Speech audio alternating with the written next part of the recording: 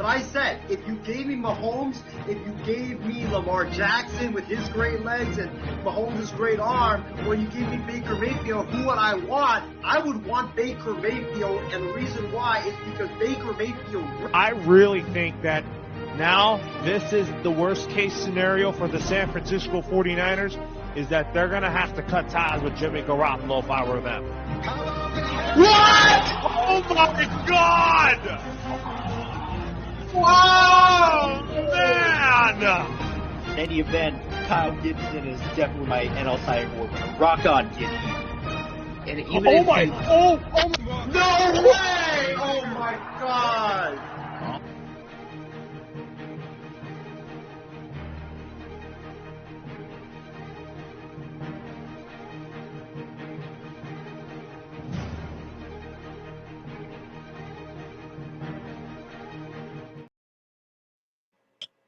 Well, hello everybody. Hope you guys had a great NBA trade deadline. Welcome into Sports Weekly. My name is Isaiah Leong, and I'm joined, by my guy Trevor Lay. He's only been on I think one time, but that was long time ago. He's finally back, man, and we're gonna talk about some football.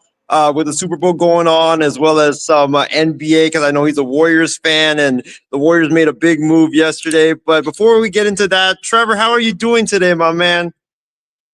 Doing good. It's always good to talk about sports, especially on company time, like me and Isaiah are doing.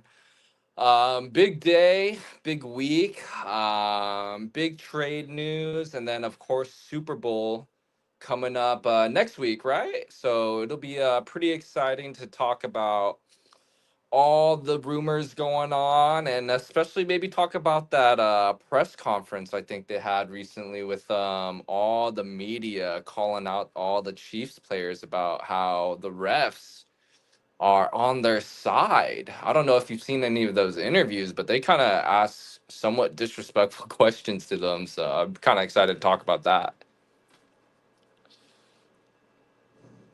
Yeah, man. I mean, I saw that. It was it was funny to watch. Roger Goodell get all those interviews and all that stuff. But folks, we'll get into some football first before we dive into the basketball stuff. Me and Trevor, we just decided, what, we're both got time to kill, company time, like he mentioned, and that's why we're doing this right now. So if you have any comments, just go ahead and put on the comment section, and then we'll go and read your comments live on the air. But yeah, let's start with some football, man. The Super Bowl is this Sunday. You got the Chiefs and the Eagles, Mahomes versus Jalen Hurts.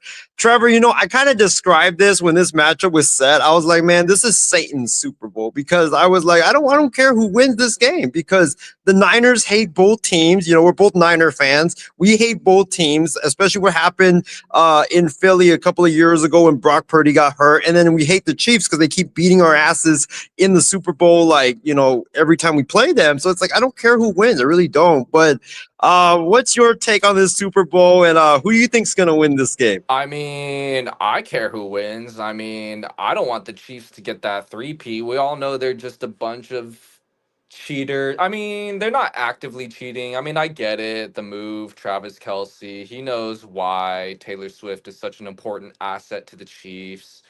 Patrick Mahomes obviously knows why the refs are obviously inclined to be in Patrick Mahomes' pocket. Because let's be real, the dude is abusing the rules that protect the quarterback so much that when he is on the field, when Patrick Mahomes is on the field, the dude is known to be a flopper. And this is not really a flopping sport. It's not like soccer, You can't just run towards the out of bounds and then slow down so that the defender can still tag you a little bit as you get out of bounds, and then you just flop like a bitch. You know what I mean? So the Chiefs know what's going on. They're abusing the rules. They're doing anything they can to get that call.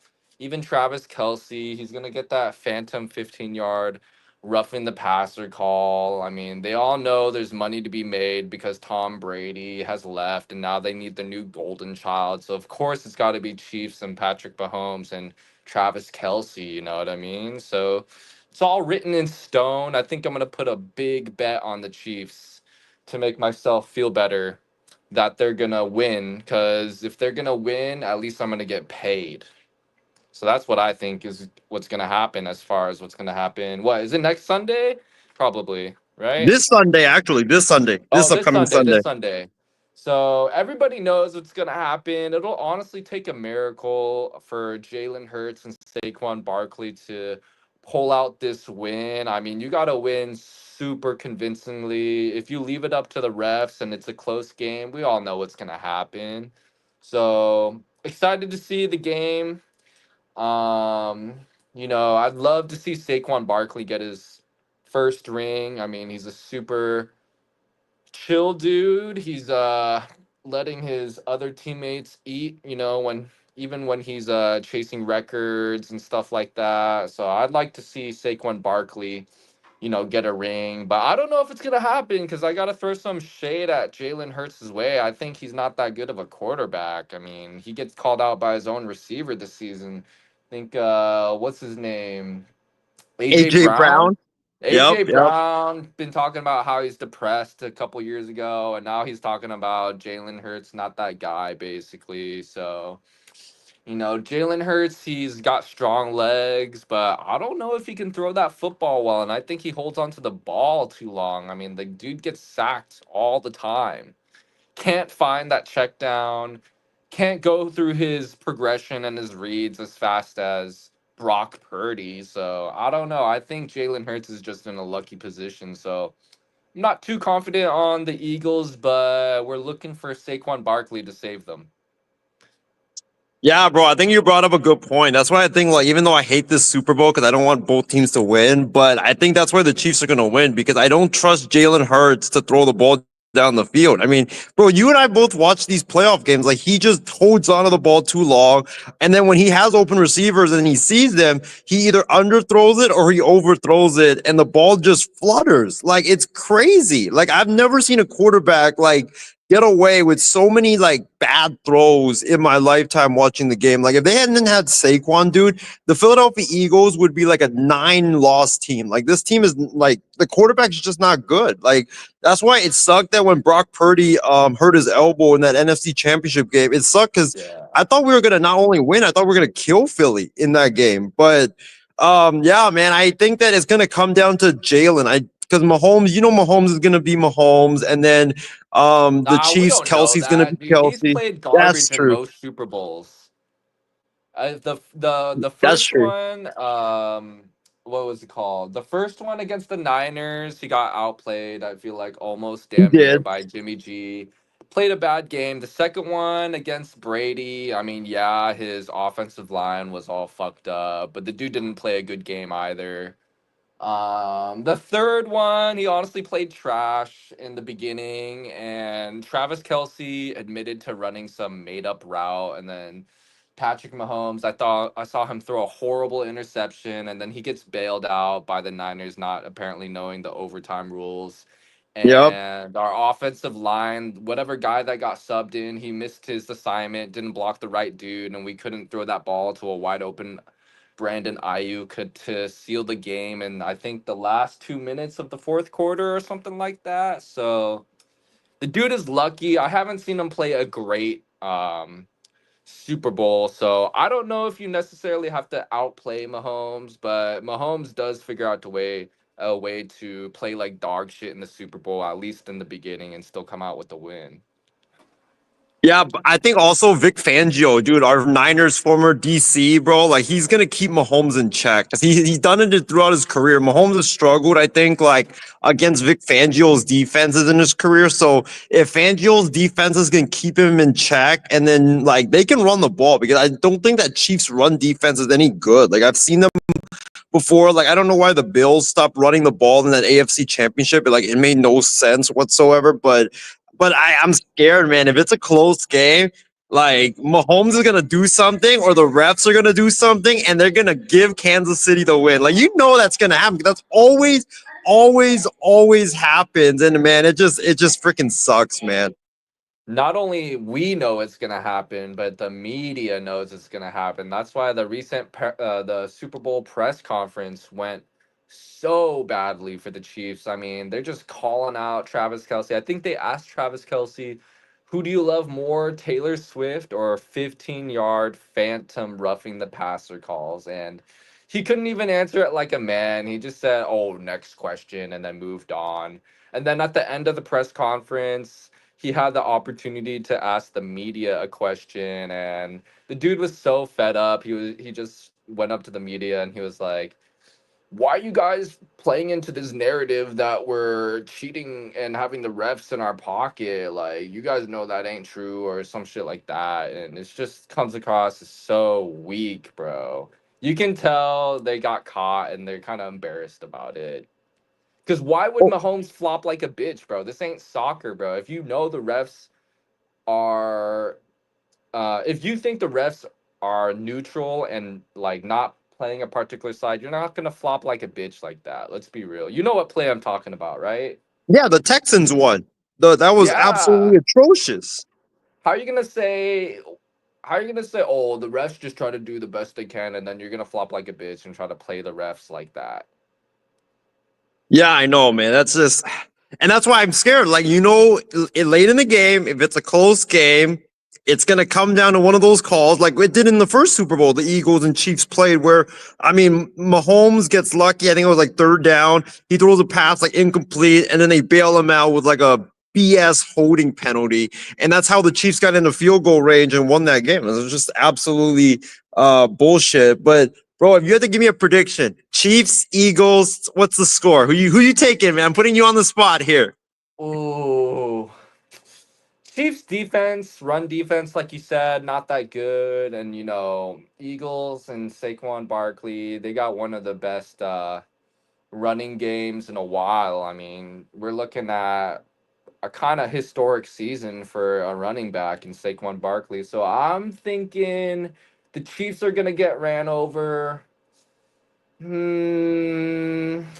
But then the Eagles are going to get ran over by the refs and Patrick Mahomes. I'm going to say 31-28 Chiefs. I think it's going to be a close game.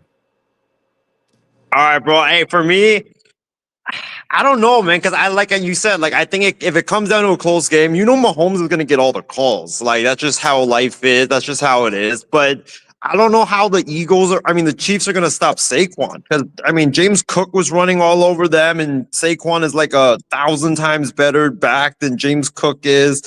I think Saquon's gonna have a great day. But I think it all depends on Jalen Hurts. If he holds onto the ball and just plays like crap, like we know he like is capable of, then yeah, the Eagles are gonna lose because the Chiefs are all just gonna stack the box. But if Jalen actually balls out in this game, like with his arm, then it changes the whole equation. But I don't trust Jalen. That's my big thing. I've never trusted Yeah, Jalen, dude. Like Jalen. I know, bro. Everybody used to talk about, oh, Jalen's better than Brock Purdy. No, he's not. Like Brock Purdy's way better, especially a guy that can throw the ball with his arm. So yeah, bro, I'm gonna go with Kansas City as well. I'm gonna go like 34 to like 27. I think Saquon has a big day, but I just think late in the game, Mahomes gonna get some BS call. They're gonna drive the ball down the field, and then they're gonna score that game-winning touchdown. And we're all gonna be like, man, how did Kansas City get away with that?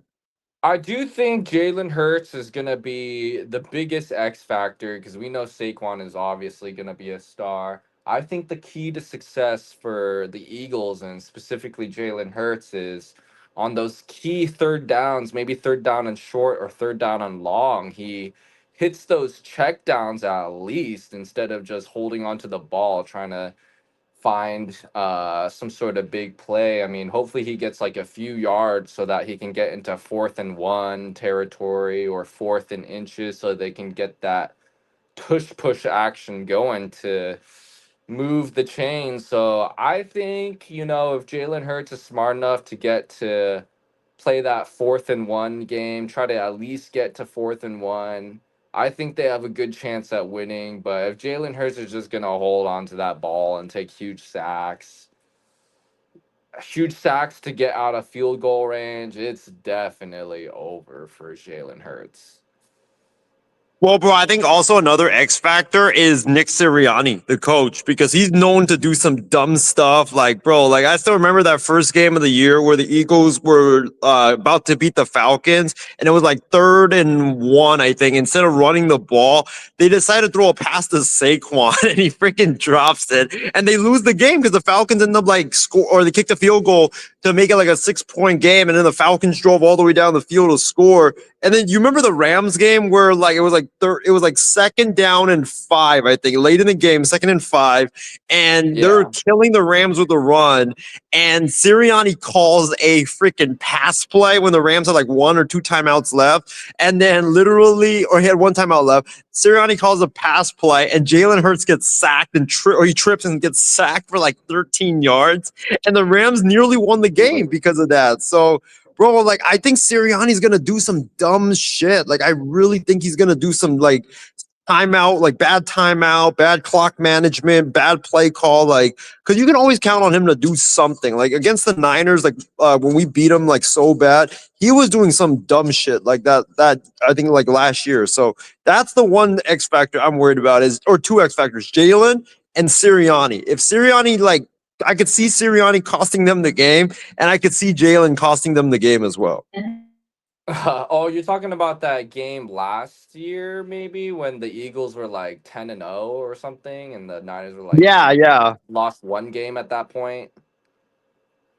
Yeah, Yeah, that game. I I remember think they that. proceeded to lose like 5 in a row after that game, after we beat the brakes Yeah, off I of them. remember that game. That game was one of the greatest regular season games in a while for me to watch. It was just total ownage, bro. That Niners team is probably the best team within the last 2 or 3 years, realistically. I know, I right? It think sucks so. that, The team bro. in It sucks that general we was the didn't best win team. it. Yeah. Bro, speaking of the Niners, man, let's get into the Niners because we're both Niner fans, man. Brock Purdy is he's got like 1 more year of his rookie contract before he's gotta be a free agent. And there's rumors that the Niners are gonna sign him like a $60 million per year deal. $60 million, bro. You gonna give him that 60 mil? Brock Purdy, are we talking about? Brock Purdy, yes, sir. And what do you like about Brock Purdy? Uh, I love Brock Purdy. I love a underdog story. Mr. Irrelevant. I like his character. I also like his faith too. He's, a good Christian guy. Got married young too to a plain looking girl. So you can tell he sorry, one second, I'm in my car. Oh, you're good. You're good. But yeah, bro, Brock Purdy, 60 million, man. I think he deserves it. I mean, that's what you got to pay quarterbacks nowadays. Like, and He he looks like deserves it. he deserves it. Yes, sir. He deserves it, especially because he's been playing at the all-time discount of all time, on the minimum wage of like just under $1 million or whatever a year for a quarterback. I mean, pay him based on what he's done in the past. I would say, maybe some people don't think he's worth 60 million. People think, he's just as good as what his talent is on the rest of the team. And, maybe I could see that based on how this year played out. But, dude, we were like the all-time Niners hospital team. I don't remember a team more injured than us than debatably the Lions this year with how beat up their defense was.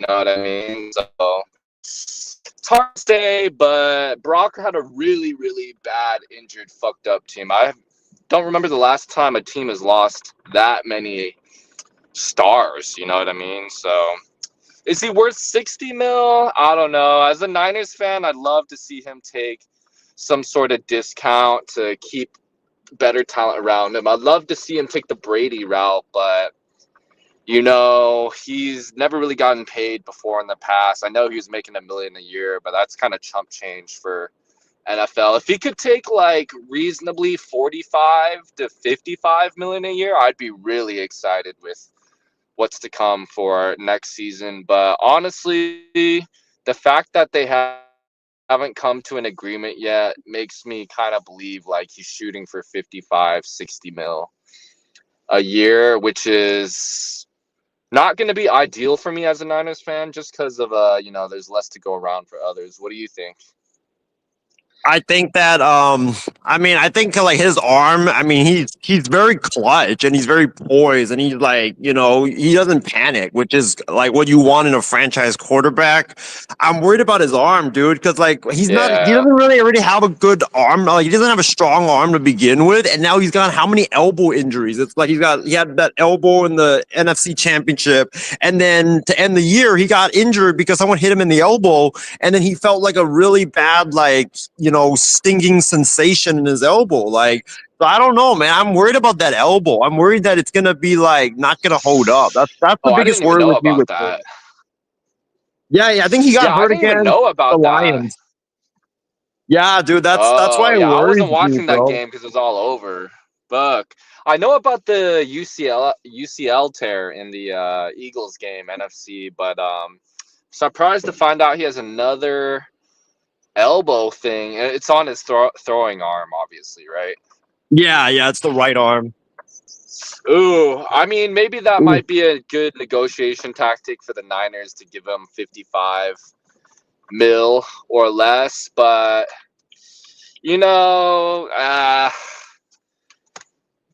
I could see it. Dude, if he gets 60, I won't be mad because he'll still be the best Niner quarterback since Young to play. So you can't be too mad at that. We're just missing a quarterback, realistically, right? Yeah, we're just missing a quarterback. And I like Brock. I think that he definitely deserves to be the franchise quarterback. But Trevor, I got to ask you this question because I know Stevens brought it up on the show a couple of times. Who's better, Brock Purdy or Sam Darnold? Because he always loves himself, Sam Darnold. He's like, oh, Sam Darnold is so great and stuff. I need you to answer that. Is Purdy better or do you think Sam Darnold's better? Brock Purdy reminds me of finding a needle in a haystack in terms of what you're paying him and what you get, and also where you drafted him as far as being Mr. Irrelevant. On the other hand, Sam Darnold, the best way to put it is he just reminds me of a fool's gold. I mean, I remember the season that Brock Purdy had when he first started playing for the Niners. He did well. Next game, his first start, he went up against the Bucks, went up against Brady. No quarterback, their first start ever, has won against Brady until that moment, and he fucked Brady up. Brady didn't even do anything. And then he just proceeded to win like every game until the NFC Championship game. He couldn't get some protection, and then we just got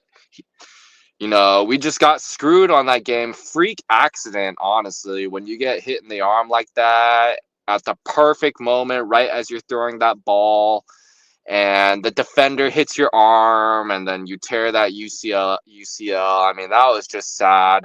And then you noticed Sam Darnold and his agent are so arrogant and dumb to think that after such a good season by Mr. Irrelevant that he was going to go into that offseason after Brock Purdy proves he's that dude. Sam Darnold and his agent go to the Niners and try to compete for that quarterback one spot. And, in hindsight, looking back on that, how dumb of a decision was that by Sam Darnold, thinking you were just going to fuck shit up at the Panthers and then was he at the Panthers before? I think it was the Panthers, right? Yeah, he was on the Panthers. Yep. Yeah, and then that one dude with that crazy hair, his receiver Richardson or Anderson, shows him up on the sideline and just starts yelling at Sam Darnold. When your receiver is yelling at you like that, you're garbage. And then you convince your agent to go to the Niners to try to steal away QB1 away from Mr. Irrelevant. And Sam Darnold must have been throwing some ducks out there in training camp to lose your spot, even though you're so arrogant to think that you could take it from Mr. Irrelevant. Because we know if Sam Darnold balls the fuck out, he would have taken Brock Purdy's job, because Kyle Shanahan and Brock Purdy just admitted that it wasn't a guaranteed spot for Brock Purdy to be QB1 because Kyle Shanahan went up to Brock Purdy and told him, if old and washed up Brady after a bad season, honestly, at the Buccaneers, Kyle Shanahan was ready to give an old and washed Brady the position. So, of course, Sam Darnold, you had your opportunity to take that shit away from Brock Purdy, but you're probably Sam Darnold is probably either not that leader, or he's too ginger, or he's not as handsome as Brock Purdy, or he's just throwing bad balls in practice. I mean, how embarrassing is that, bro? You just backed up Mr. Irrelevant. I mean, that was sad to me. And then you get exposed on the Vikings. I mean, Justin Jefferson, we all know Justin Jefferson makes all the quarterbacks he plays with great. Besides Joe Burrow, who is obviously a stud, Kirk Cousins, Sam Darnold, I mean, he's just carrying them. I mean, it's so obvious that Kirk Cousins and Sam Darnold's success is because of Justin Jefferson and probably maybe the offensive coordinator, maybe. But, I mean, the dude just gets exposed. I mean, the dude just holds on to the ball. I was watching the game, and I was debating with Steven, and you might have seen this in the group chat. Steven's like, no, it's the O-line's fault, bro. They can't protect him. I mean, yeah, but everybody knows, and I was telling him during the game, he's holding on to the ball too long. And then you know what happened after the game? Everyone came out with the stats. Every single sack he got sacked on, he held the ball for more than 3.3 seconds. And I think 3 or 4 of those sacks, he held onto the ball for more than 4.5 seconds. That's an eternity in the pocket. When Brady won that Super Bowl with the Bucks, he was telling his O-line and all of the he was saying basically the game plan was get that ball out in under 2 seconds. 2 seconds or less. Do you remember that? Yeah, he did. I mean, that's why Brady was get the so ball successful. out in 2 seconds, and then Sam Darnold, bro, all your sacks came from either 3.3 to 4.5 seconds or more, bro. Like, dude, follow the GOAT's recipe book. Don't just hold on to the ball. We get it, you have a bad O-line, but even your O-line can't protect you from holding the ball 3.5 to 4.5 seconds, dude. At that point, you need a God-tier O-line, which nobody has, to let you hold on to the ball that long. So, yeah, Sam Darnold, I see bad throws, bad checkdowns, bad decision-making, holding on to the ball, getting sacked out of field goal range, and just overall benefiting from one of the greatest receivers of all time, or at least on pace for that, in Justin Jefferson. I think he has one of the most yards through the first however many 5 seasons. He was on Joe Burrow's team. That was like 2020, right? So it must heading that was into in college, the 5th though, season. right? Yeah, that was in college. Yeah, but since he entered the NFL 2021, and now it's like 2025, in the first 3 to 4 seasons, he's got like record numbers, I'm pretty sure. So it's clear to me that Sam Darnold is really just benefiting off the system. I mean, when you play like shit at the Panthers, you lose the starting quarterback position to Mr. Irrelevant, who would have lost his position anyway if old washed up Brady would have wanted his position. Then Mr. Irrelevant would have lost that position too. But you couldn't even steal that position from Mr. Irrelevant, even with Brady out of the equation. So I think everywhere Sam Darnold turns, it either started off a disaster or ended up being a disaster and finally got exposed. I really think Sam Darnold trade stock really took a hit after that last game. Oh, took a huge hit. And you can tell Steven just dumped Sam Darnold like a toxic ex that cheated on him with some black dude. That's how bad it was.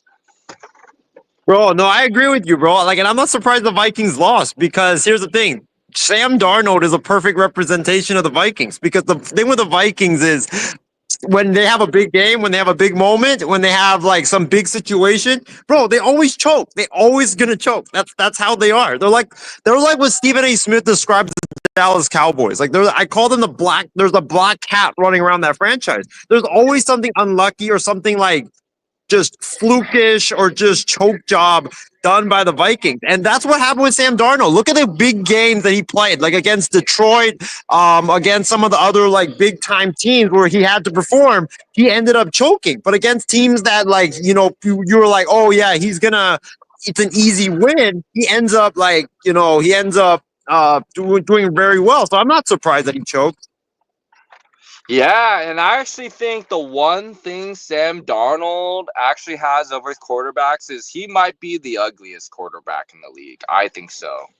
Him being a ginger takes off like 1 or 2 points, and he's not even that handsome of a ginger anyway.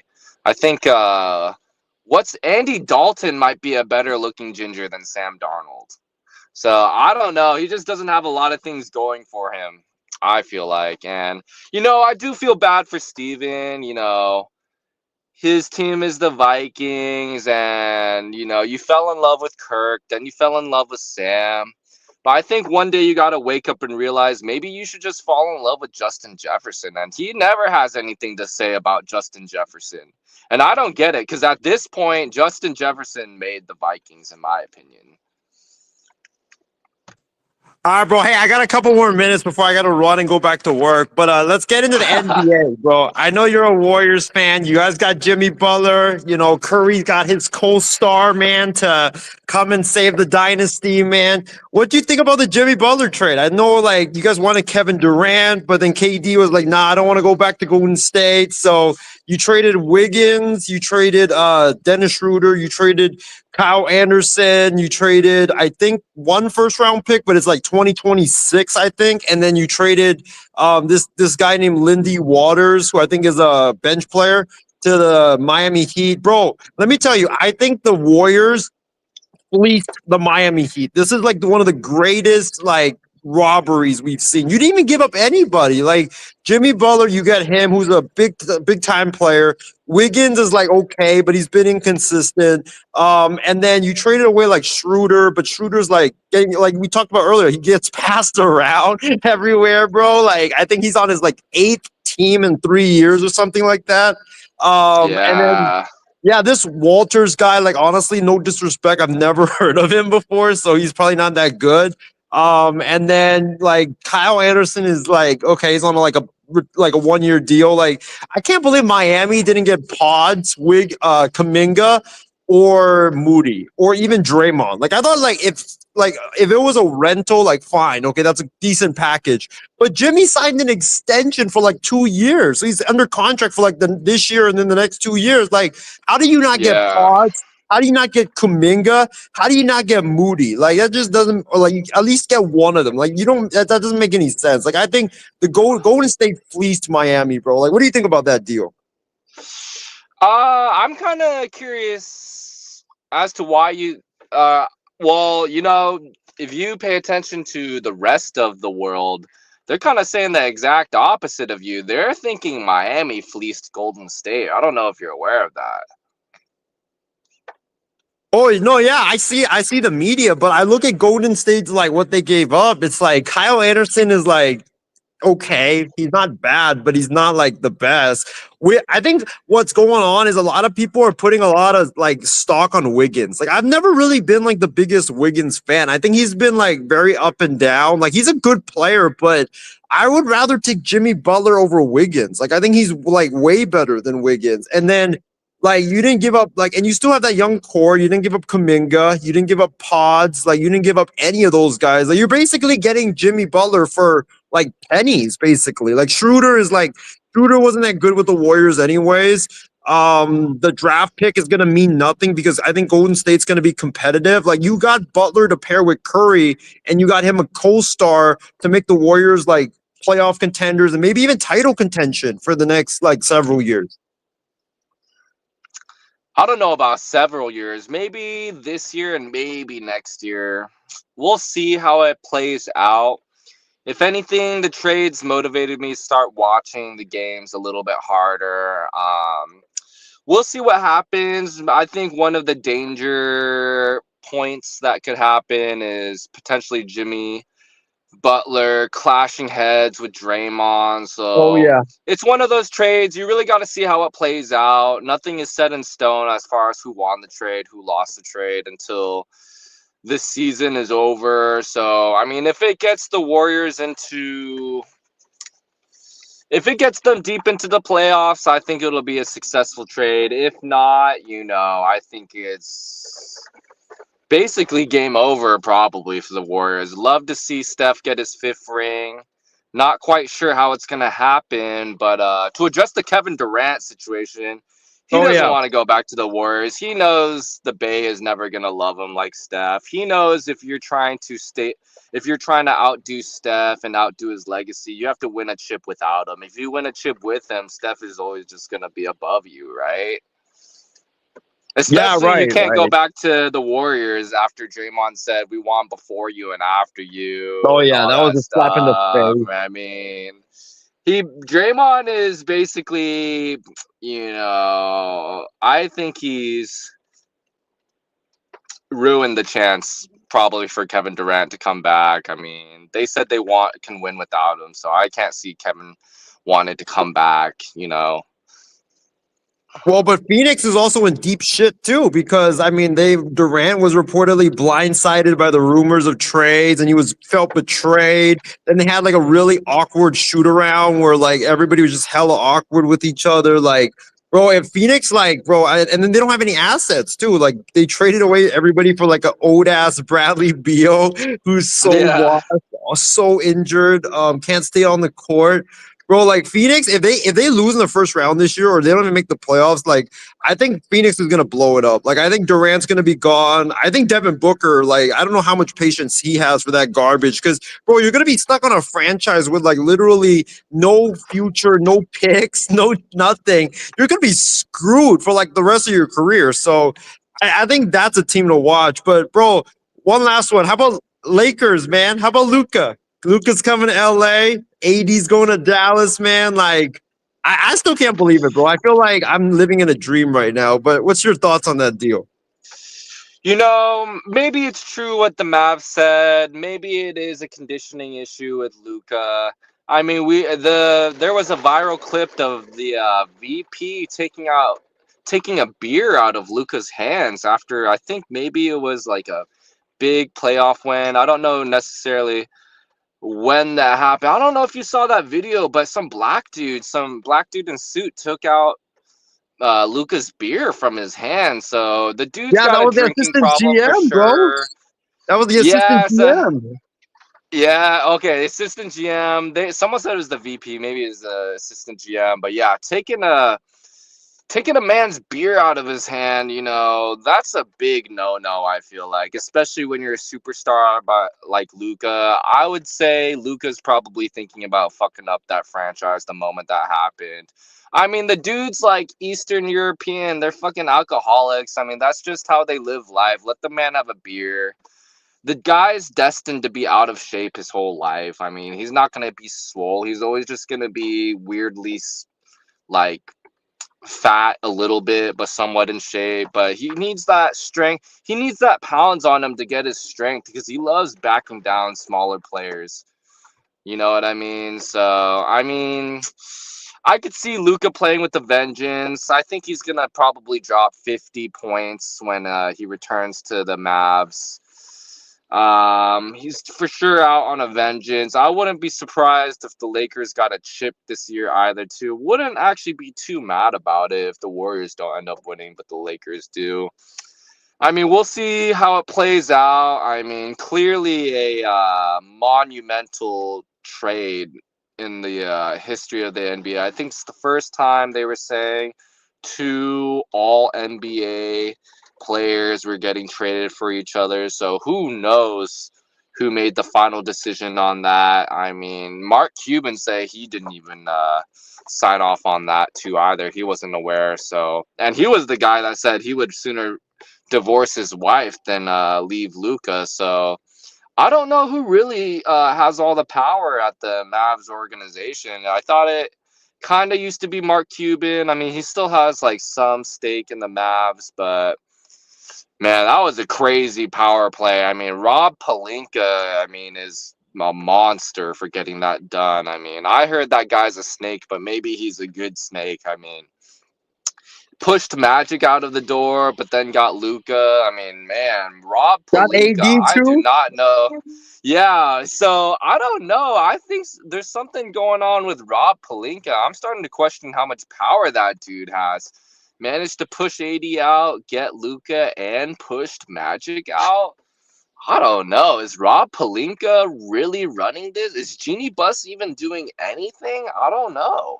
I really don't know what's going on. Bro, yeah, I can't believe like we traded an old ass AD for a 25-year-old, like in his beginning of his prime Luca. Like that just blows my mind, dude. Like the Lakers basically reset and now have a 10-year window to win a championship. Because you Oh, got yeah, Luca, they you got got a 10-year LeBron, like Jesus. But dude, speaking of Rob Pelinka, I'm glad you brought it up. Like I wanna say this to Rob Pelinka. Screw you, Rob Pelinka, because I got 2 jerseys for Christmas this year. It was Dalton Connect and it was Anthony Davis. And in a matter of a couple weeks, both of those guys got traded, man. Like, trading Connect is the most dumbest decision ever. Like, congrats on getting us Luca. Really appreciate it. But bro, Connect would have been such a great fit with Luca because he's the guy that can like get off screens. It doesn't need the ball, just catch and shoot. He's like Klay Thompson. Like I would have traded Austin Reeves instead because LeBron, Luca, Reeves, they both need all 3 need the balls. Like you can't have 3 basketballs in the court. So that's why I'm pissed, Trevor. It's not because I'm happy we got Luca, but bro, I got 3 jerseys for Christmas this year. Now they're all dead. They're all dead because all those players got traded. So sad. The AD one was unavoidable, but honestly, you don't want to buy rookie jerseys. Those jerseys gonna tank in value. You should really be buying franchise player jerseys. Those will actually stay valuable for a while. Yeah, maybe Fanatics will let me like switch the Connect jersey for a Luca. I don't know, man. They won't let you do that, bro. They're going to get some good food off of your money, bro. Bro, $35 down the drain, bro. That's how bad that shit cost me. But, bro, it's been fun having you on, man. We definitely got to do this another time, man. But, yeah, let's wrap it up with what's your final thoughts? Like, if you have any for the show before we call it a day.